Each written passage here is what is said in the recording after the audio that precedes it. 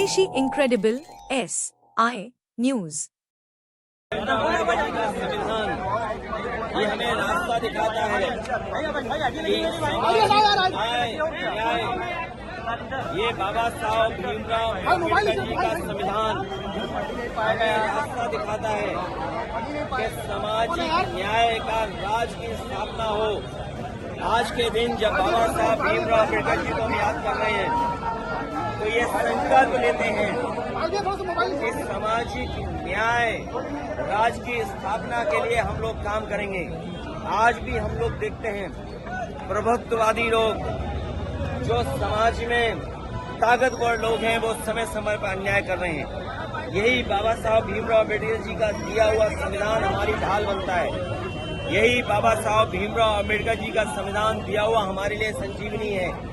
और हम लोगों ने कई मौकों पर कहा कि अभी तक बाबा साहब भीमराव अम्बेडकर जी के इस संविधान में पीडीएस समाज को सम्मान दिलाया है, उनका हक दिलवाया है।